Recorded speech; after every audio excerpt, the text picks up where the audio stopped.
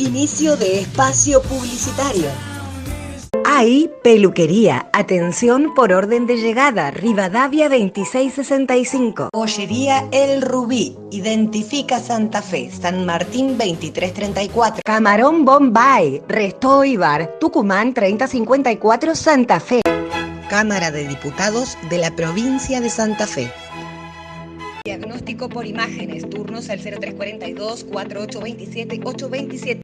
Sutil Perfumerías, San Martín 2822 y Salta 2623. Escobar, más de 150 usados para vos. Ingresa a www.escobarusados.com.cu en San Martín y Boulevard. Pedidos al 453-4804. Mi corazón con el Kini late más. Dale, prendete. Vos también hacete fanático al ritmo del Kini 6 y vení a festejar todas las semanas. Fin de espacio publicitario. Y continuamos en Retratos Urbanos y en esta oportunidad nos va a estar visitando el doctor Alejandro Otte porque queremos hablar sobre un tema muy importante. ¿Sabe qué le vamos a preguntar, doctor Otte? ¿Qué es lo que pasa con las propiedades usurpadas? ¿Qué tal, Pamela? ¿Cómo estás? Buenas tardes. Buenas tardes. ¿Qué pasa con esa gente que encuentra una casa vacía, se meten y después, qué lío para sacarlos, ¿eh? Sí, efectivamente, es una problemática que en este último tiempo realmente ha aumentado la cantidad de casos de personas que irrumpen en un domicilio, en una propiedad privada, empiezan a tenerla directamente como pretendiéndose a sí mismos como dueños. Y claro está que cuando el verdadero propietario toma conocimiento de esta situación, realmente la mayoría de las ocasiones se encuentra con un trámite que en la práctica puede llegar a resultar sumamente engorroso cuando la legislación en sí misma es bastante clara. Es decir, ante todo hay que distinguir dos situaciones. Una en la cual el propietario efectivamente está ocupando el inmueble, efectivamente me refiero en forma física, que vive en el lugar. Ahí es más difícil que usurpen. Claro, porque justamente al estar el propietario se dificulta la irrupción del domicilio. Pero también hay otros supuestos donde una persona puede tener más de una propiedad y que el hecho de que esa propiedad esté cerrada con llave sin que esté habitada no significa que esté desocupada. Y que cualquier persona que tenga la posibilidad de entrar automáticamente lo puede hacer con alguna clase de derecho. Todo lo contrario, se presume que la tenencia, la posesión del inmueble se mantiene porque es una cuestión continua. Claro, uno tiene la escritura, los impuestos pagados o todo lo que acredite que la propiedad le pertenece. No sé cómo puede ser que todavía pueda haber gente que se mete a una casa y que sea tan difícil sacarla. Es que también existen concepciones erróneas acerca de los derechos que se van adquiriendo. Muchas veces hemos escuchado que, por ejemplo, porque existen menores en los inmuebles, es como que uno no tiene derecho al desalojo, que el propietario no tiene derecho al desalojo. Eso es totalmente equivocado. Lo que pasa es que ahí se contrapone un poco con los derechos del niño, que tiene derecho a un techo y esas cosas, a una vivienda digna. Exactamente, y justamente sobre eso también, aparte de lo que es la legislación civil y comercial, lo que es la Constitución Nacional, también existen otras convenciones que justamente hablan del derecho a la vivienda digna. Sin embargo, no puede oponerse el derecho a la vivienda digna a quien en realidad es propietario de ese inmueble. Es decir, lo importante es que, llegado el caso, los menores sean representados, tengan a alguien que los proteja.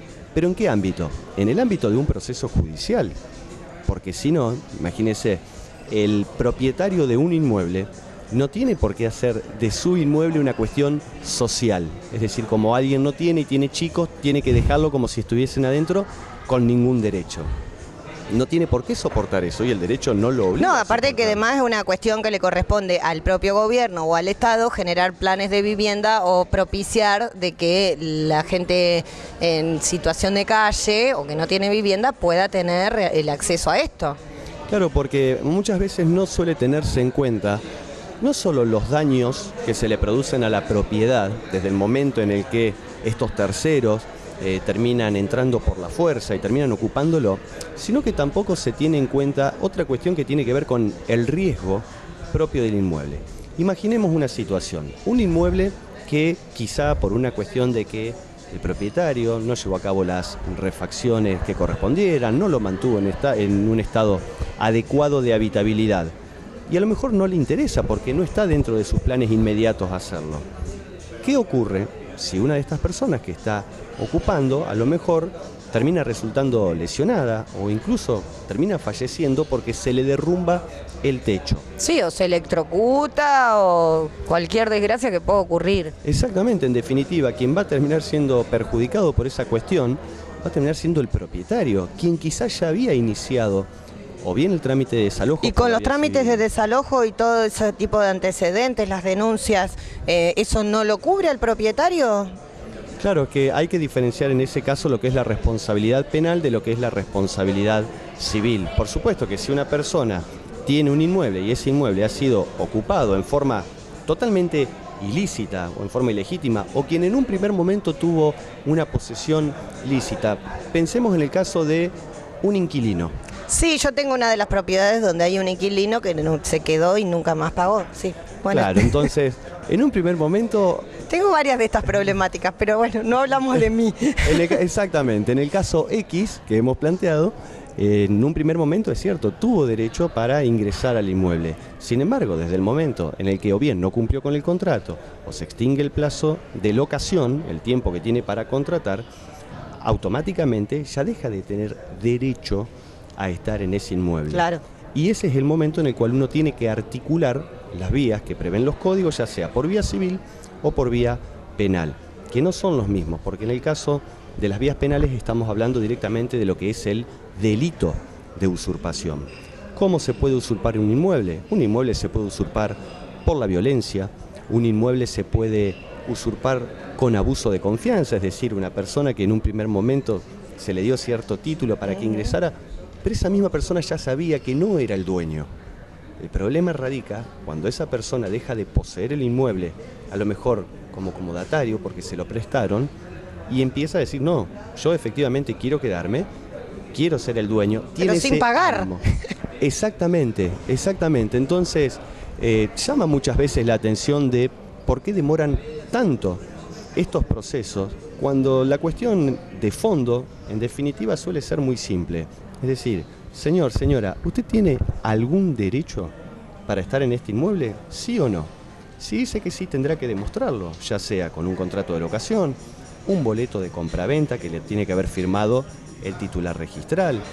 Pero si no lo tiene, la vía realmente tiene que ser sumamente expedita y hay que evitar caer en lo que muchas veces suelen ser algunas cuestiones que dilatan el proceso con la sola intención de que esas personas la sigan ocupando. Es que a veces hay procesos que son muy largos porque se hacen denuncias, contradenuncia por el otro lado también, porque muchos ocupas también están asesorados, tienen sus abogados y tratan de defender su acción de alguna manera. No sé cómo puede ser, pero la verdad es que es increíble, pero están asesorados muchos de los ocupas y tendría que haber una manera un poco más sencilla, ¿no? Porque si no, a veces hay propietarios que terminan desistiendo de tan engorrosos que son los trámites de los juicios de desalojo. Y incluso no sé si es verdad eso que dicen que después de 10 años que una persona usurpó una casa ya le queda para él.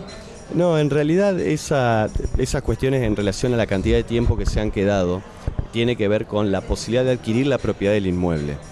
Una persona, si se mantiene durante 20 años en un inmueble en forma ininterrumpida y ha llevado a cabo una posesión, que reitero, tiene que ser ininterrumpida, tendría el derecho de adquirir esa propiedad por el transcurso del tiempo. Pero estamos hablando de 20 años. Es decir, que el propietario se presumiría que durante 20 años no ha hecho absolutamente nada. O se cansó. O se cansó. Sí, por supuesto que justamente el desgaste que produce este tipo de cuestiones hace que muchas veces el propietario termine desistiendo. Es que muchas veces pasa de que a veces son casas que uno recibe como herencia o algo, entonces tienen que estar alquilando toda la vida, la casa termina estando usurpada y el propietario pierde la casa y encima tiene que pagar alquiler. Exactamente, por eso lo que hay que hacer ante este tipo de situaciones es, si se trata de una usurpación, es decir, personas que han ingresado por la fuerza al inmueble sin tener ninguna clase de derecho, es radicar la denuncia correspondiente. Y el Código Procesal Penal establece vías para que el inmueble le sea restituido al propietario. Pero también uno tiene que tener siempre la precaución de tener la documentación del inmueble, del cual es titular, en orden, porque muchas veces quizás no tiene la escritura, como quien dice, y solo tiene un boleto. Entonces, esto es lo que hace muchas veces que los trámites se terminen dilatando en el tiempo. Sí, o cuando son sucesiones, que hay muchos intermediarios, también eso se complica. Exactamente, y ahí también incluso se presenta otra problemática, porque el Código presume que desde el momento en el que una persona fallece, todos sus bienes, todos sus derechos, como así también sus deudas, se transmiten a sus herederos. Pero claro, eso es lo que dice el Código Civil y Comercial de la Nación. Después se tiene que llevar a cabo el trámite que está previsto en el Código Procesal, que es justamente la declaratoria de herederos. Y entre todo ese tiempo, entre que se produce el fallecimiento del causante, que se dicta la declaratoria de herederos, que se puede llegar a hacer una denuncia penal, a lo mejor en el inmueble ya se han agregado otras personas, o lo han vendido, o han celebrado contratos de locación, y realmente uno se encuentra con una situación que es caótico, habría que tener un poco caótica. más de legislación al respecto de esto. Me parece que es un tema que no está muy abordado por los políticos, por las leyes, por todo lo que debería hacerse para que la gente pueda recuperar lo que legítimamente le pertenece. Exactamente, y que no estamos en presencia de un concepto de la propiedad como si fuese una especie de garantía social, que porque si tengo más de un inmueble, entonces tengo que tolerar que otras personas automáticamente irrumpan en el mismo y me priven a mí de la posibilidad de utilizarlo. Bueno, es muy interesante la charla, doctor Alejandro Ote, como siempre un placer, pero nos están echando porque no hay otros problema, invitados. no hay problema. Están irrumpiendo violentamente. Sí, bueno, doctor Ote, muchísimas gracias. Y bueno, ya saben, ustedes pueden consultar al estudio Oroño Ote. ¿Hacen penal ustedes? Principalmente derecho penal, penal económico, representación de víctimas por delitos. Bueno, así que ya saben, entonces, Estudio Jurídico Oroño Ote. Nosotros nos vamos a un pequeño corte comercial y dentro de un ratito volvemos con muchos más retratos urbanos, ¿eh?